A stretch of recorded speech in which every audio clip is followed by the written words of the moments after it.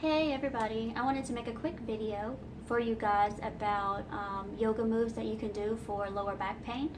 I have an old back injury that I've had for probably 12 years, and it's been longer than that.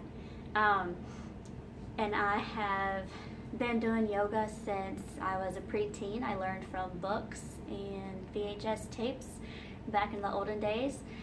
So I've got the basic moves down and I know a little bit about what I'm doing, and I'm going to share it with you guys. So I can tell you from experience that these moves do help with lower back pain. I have it almost every day, and I can do yoga for 20 minutes and it almost instantly relieves my back pain. So I hope it helps you, and I'm going to do my best to try to tell you how to do the moves. I have really bad ADD and anxiety, and I'm not on medicine right now. So if this video is a little hard to follow, I apologize. But I'm going to try to get all the information out and try to do it in a sequential order so you can follow it and it makes sense.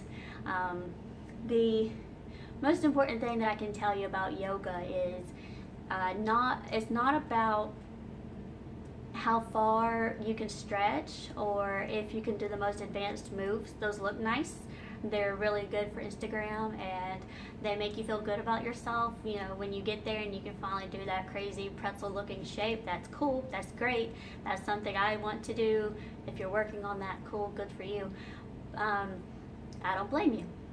But there's so much more that you can do with these basic poses and still get the benefits of yoga. If you are not doing the pose correctly and you're not paying attention to your alignment, you can actually cause injury. So I'm going to break it down to a really basic level and talk about alignment and where your hands are supposed to be placed, where your feet are supposed to be placed, and show you the moves as I go. Yeah, okay, so let's get started. Hopefully you can still see me. You're going to start in a tabletop position. You want your wrists to line up with your shoulders. Place your hands directly below your shoulders. Don't pop your shoulder blades out or arch your back. You want to drop your shoulders away from your ears and stretch your neck out. Right now my neck is turned so I can talk to you guys in the video. Just ignore that part. Keep your neck straight and point the top of your head towards the front of the room. The other important part about your alignment in this pose, you want your knees directly below your hip joints, and your knees are hip width apart. Your toes are flat. Your legs are straight behind you, and this is your tabletop position. Next, we're going to do the pose that we're going to do is called the cat pose and also the cow pose. They work together, and they're going to stretch your lower back. They're going to warm everything up so you can do more stretches. So you want to breathe in when you're going into the pose, and take a big deep breath. Take a big deep breath as you're going into the pose, and breathe out slowly while you're coming out of the pose. And that's gonna, just waken up all your muscles, and everything's gonna feel good. So this is cat-cow.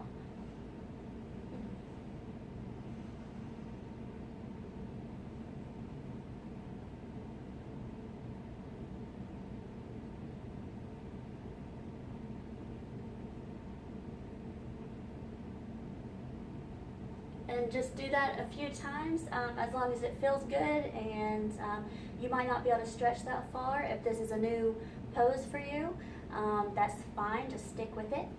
You might feel some pain in your wrists. That is actually, that has to do with wrist flexibility. I don't have good wrist flexibility, so this position always hurts. My wrists always hurt. That's the worst part of doing push-ups for me. Hopefully when I was doing the poses you could see my hips turning. When I'm doing the cat pose, my hips point down. When I'm doing cow pose, my hips point up and my tailbone points up. So yeah, do that. as long as it feels good and it's a good stretch for your back. If that's the only one you can do, that's great, because it's going to do a lot of good stuff for your lower back pain.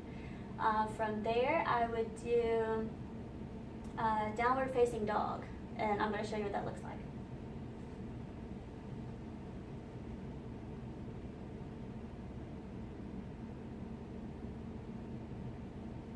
From here, maybe I can still talk to you. You want your arms to make a straight line with your back, and you want to push your tailbone up to the ceiling. Straighten out your knees and put your heels down to the floor if you can, to get the most out of this stretch. With this being an inverted pose, meaning you're upside down, you're going to relieve a lot of pressure from your lower back, and your bones might pop, and that's probably a good thing. And you're going to feel better afterwards. Again, this is going to be hard on your wrists. It's going to hurt, but there's another pose that we're going to do next that's going to take the pressure off your wrists. If you can't straighten your knees, that's fine. If you can't put your heels down, that's fine. The more you do the stretch, the better you'll get at that part. Next, just put your knees down. Put your knees straight down. Don't move your feet. Put your knees straight down and sit back. You're going to go into child's pose. So put your hips down as far as they'll go. They're going to sit in between your feet, and lay down and stretch your arms straight out. You want to keep your shoulders away from your ears. You don't want to scrunch up. You want to lay everything down flat. You got to make sure your shoulder blades don't pop out. Keep them, flexed and flat on your back, and stretch your hands back out as far as they'll go. You want to work to keep your hip bones down on your feet and stretch your hands out. All right. From there, I would do, you can go back up into like a plank. Again, your feet really aren't moving, because this is basically the same position that we started in. You just go up into a plank and swing your knee forward, put it between your hands, flatten your foot out, and you are in pigeon pose. This one is really good for stretching your glutes, your hamstrings, your piriformis, your lower back. It's the #1 recommended pose for sciatic nerve pain.